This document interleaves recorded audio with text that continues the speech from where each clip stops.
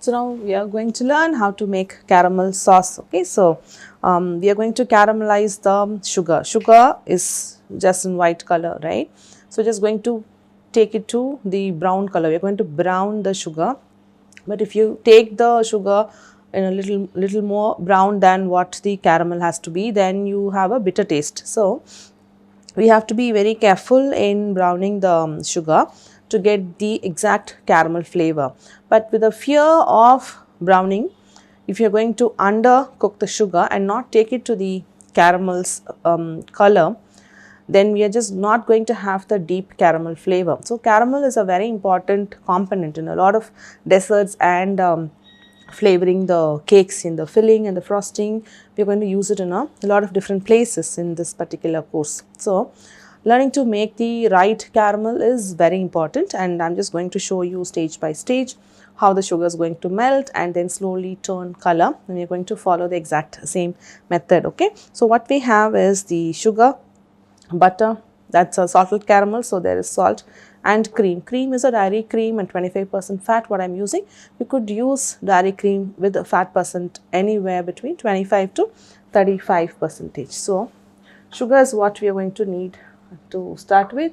The cream, butter and salt we are going to add at the end. Okay, now into the saucepan goes sugar.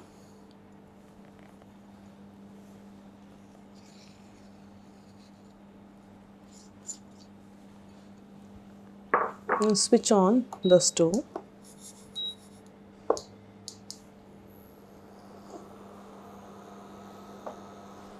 And then if I am going to use the spatula at this point of time, or a wooden spoon or anything, the sugar would crystallize. So when you are making caramel, avoid putting in any spatula or spoon or wire whisk before it caramelizes. Okay, so the sugar, the bottom of the saucepan will start melting. The first step is the sugar with the heat starts melting.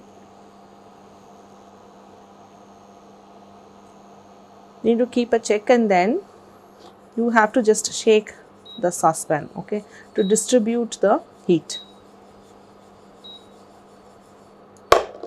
You don't want the sugar only at the bottom of the saucepan to melt. I mean, the top doesn't take in a lot of heat, then the bottom starts to caramelize, which is turning brown. Sugar turning brown is caramelization. Okay, so we don't want only the bottom layer to start browning, and we keep stirring the pan. I mean, not stirring, just shaking.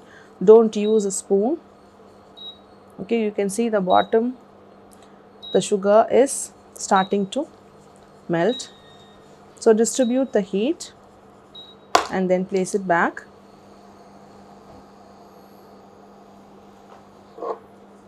Check the bottom. Distribute the heat.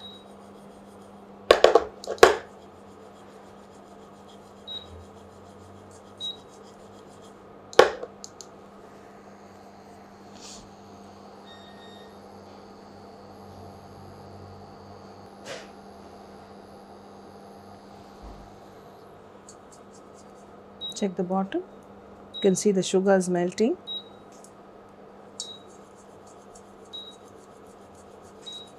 Shake it up. You can see the color is also changing, right?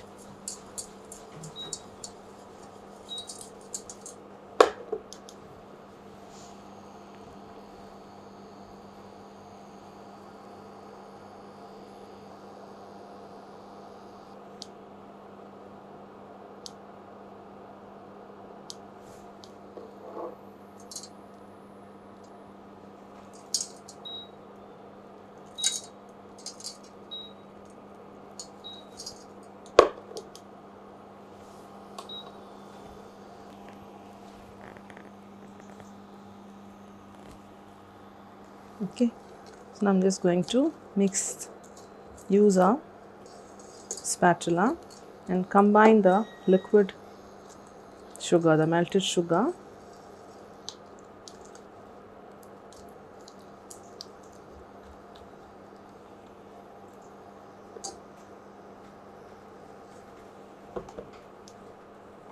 And first allow it to completely dissolve.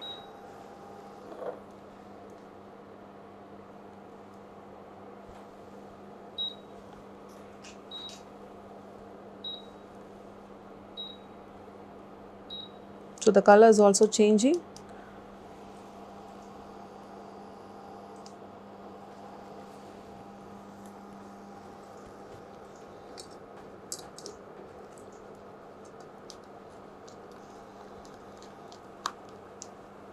So this is just in the honey's color now. We are going to go one shade above the honey's color, and before it goes, we want the sugar crystals to melt completely, void of all crystals and just the liquid caramel. And this shade is not enough. Okay, so just wait until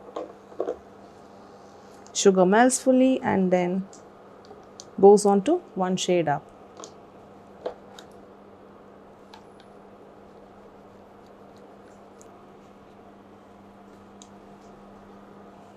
I'm going to wait for a few more seconds to see and take the caramel to one shade above this.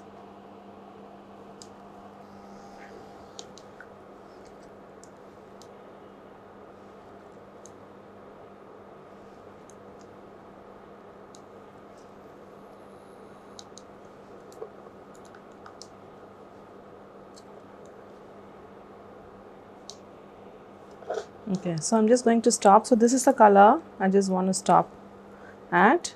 Okay, and there's a stage that it will start having smoke coming out. When you have the whiff of smoke, it means it is going to start turning bitter. So when you are making caramel, you see the moment it just starts to have smoke, which means it has already started turning bitter.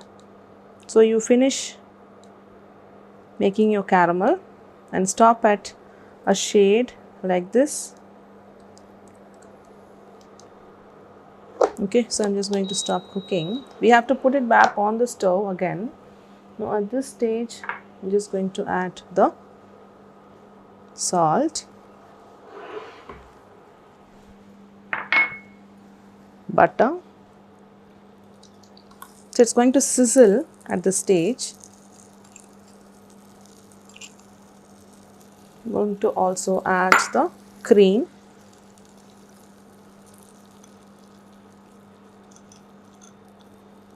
And I'm going to switch over to using wire whisk.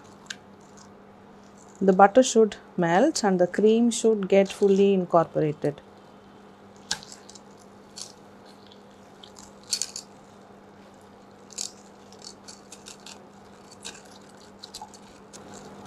Okay, and this I'm just going to put it on the stove.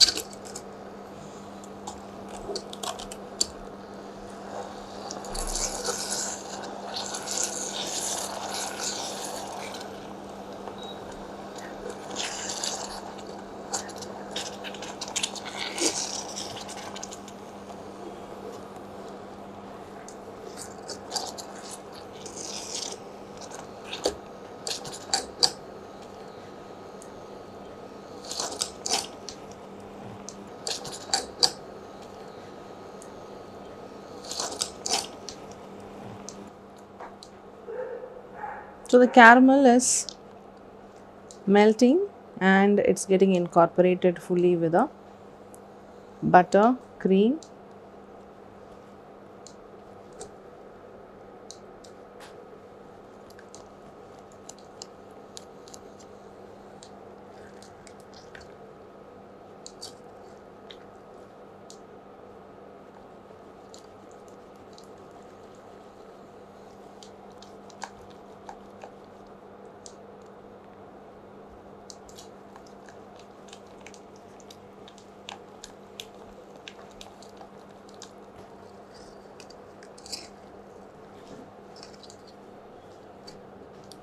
So allow it to thicken a bit, but not too much, because while cooling down, it is going to thicken some more.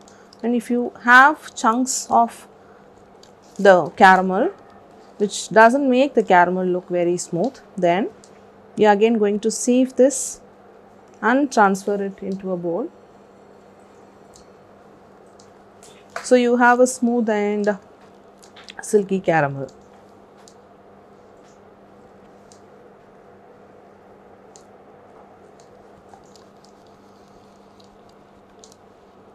So it is going to be runny at this stage.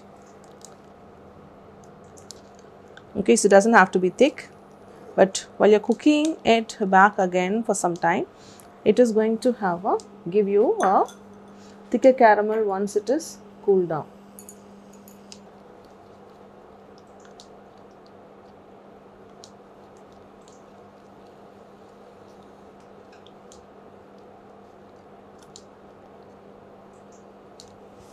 So I'm just switching it off. So the consistency is quite liquid at this stage, but then it is going to cool down and then become liquid. Now, to avoid any crystals of the caramel, I'm just going to use a sieve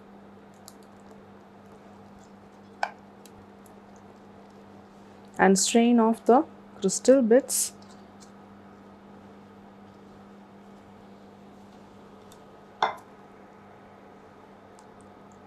You have the clear caramel going down, and then you have some of the crystals remaining back. And this again is going to form a film. Let's allow it to cool down because it is going to be like really very hot at this stage. So allow it to cool down, after which you can cling wrap and then let the cling wrap touch the top of the caramel sauce and then refrigerate, and we are going to use it in different places in this particular course. And this needs to be thick and be used directly from the fridge in places where we want it very thick, and if in places we just have to drizzle and then want it a bit runny, then we take just the portion of whatever we want, add it in a microwave safe bowl and then microwave in 5 to 10-second bursts and get it to the consistency we want and use it in the recipes as required.